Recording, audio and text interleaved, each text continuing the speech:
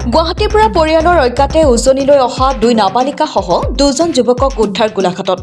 গুৱাহাটীৰ পৰা যোৰহাটত উপস্থিত হৈ এটা দিন তাত কটাই BG এক্সপ্ৰেছ ৰেলযোগে যোৰহাটৰ পৰা গুৱাহাটীলৈ ঘূৰি গৈ থকা অৱস্থাত ফৰকাটিং জংচনত ৰেল আৰক্ষীৰ হাতত ধৰা পৰে চাৰিও।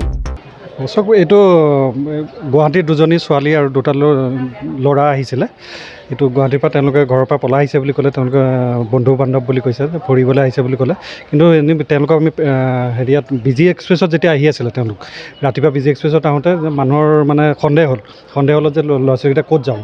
আচলতে তেওঁলোকক সুধিলত তেতিয়া তেওঁলোকৰ কথা বতৰা খেলি মেলি পোৱাত তেতিয়া আমাৰ লগত কণ্টেক্ট কৰিলে আমাৰ ডিউটি পাৰ্টিক, যে এনেকুৱা ছাৰ এনেকুৱা আহিব। ঠিক আছে, আমি আহি পেলাই কথা বতৰা পাতিলোঁ। তেওঁলোকক সোধ পোছ কৰাৰ পিছত গম পালোঁ যে তেওঁলোকৰ গুৱাহাটীত ঘৰ, আৰু তেওঁলোক বন্ধু বান্ধৱ আহিছিলে, কালি যোৱা ৰাতি আহিছোঁ বুলি ক'লে গুৱাহাটীৰ পৰা। আৰু সিহঁতৰ যে ঘৰৰ পৰা আঁতৰি আহিলে সেই কথাটো গম পাই পেলাই সেইটো ভুল বুজাবুজি হৈ আকৌ ঘৰলৈ ৰিটাৰ্ণ হৈ আহিছিলে। আহোঁতে এইটো BG এক্সপ্ৰেছৰ পৰা এইটো যোৰহাটৰ পৰা যোৰহাট ষ্টেচনত উঠিছোঁ বুলি কৈছে BG এক্সপ্ৰেছত। আহোঁতে তেওঁলোকক চঞ্জাই দিয়াৰ পিছত আৰু তেওঁলোকৰ পেৰেণ্টছৰ লগত কথা বতৰা পাতিলৈ গম পালোঁ দিছপুৰ থানাত বোলে তেখেতলোকৰ যে ছোৱালী দুজনী হেৰাইছে সেই কথা। দিছপুৰ থানাৰ লগতো আমি কণ্টেক্ট কৰা হ'ল। তাৰপিছত তাৰ ওচৰি মহাশয়ে ক'লে যে এনেকৈ হেৰি কৰা হৈছে, আৰু তেওঁলোকৰ মানুহ আহি আছে, আৰু তেওঁলোকৰ মানুহ আৰু ল'ৰা ছোৱালীকেইজনৰ মানুহ পেৰেণ্টছো আহি আছে লগতে। মানে তেওঁলোকে নিজে আহিছিলে? নিজে আহিছে, বন্ধু বান্ধৱ একেলগৰে বুলি কৈছে। আচলতে ওচৰা ওচৰি তেওঁলোকৰ ঘৰ, আৰু তেনেকুৱা ধৰণৰ হেৰি মানে তেওঁলোকে ফুৰিব আহিছিলে। ফুৰাৰ পিছত এতিয়া নিজে অনুতপ্ত হৈ পেলাই আকৌ ঘৰলৈ ঘূৰি গৈ থাকোঁতে ধৰা খাই পেলাই আমাক ইয়াত চঞ্জালত আমি হেৰি কৰা হৈছে। আটাইকেইটা মাইনৰ নেকি? ছোৱালী দুজনী 14 বছৰ, আৰু বাকী ল'ৰাজনৰ এজনৰ 19 বছৰ আৰু এজন 22 বছৰ।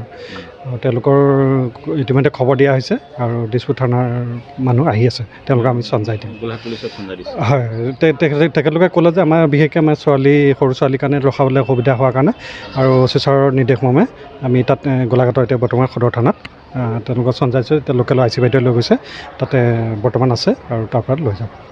ঠিক আছে। নৱম শ্ৰেণী উত্তীৰ্ণ দুই নাবালিকাই দুই বন্ধুৰ সৈতে পৰিয়ালৰ অজ্ঞাতে আহিছিল কালিৰ দিনটোত। পুৱা যোৰহাটত উপস্থিত হৈ পুনৰ আজি গুৱাহাটীলৈ উভতি গৈ আছিল দুয়ো।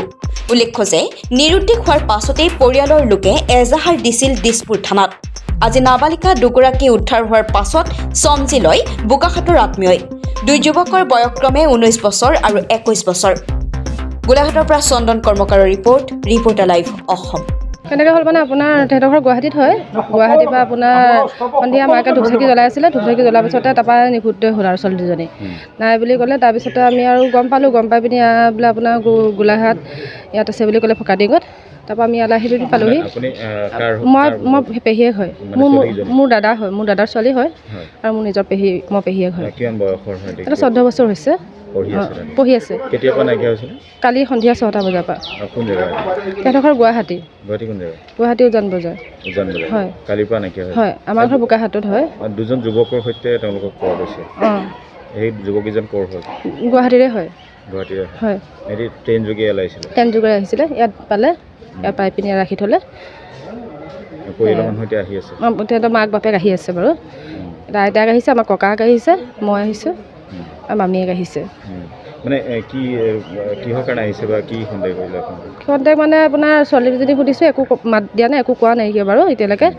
এতিয়া কেনেকৈ কি হৈছে সেইটোও আমি গম নাপাওঁ। কেনেকৈ গম পাওঁ? পুলিচে অনুসন্ধান কৰি আছে।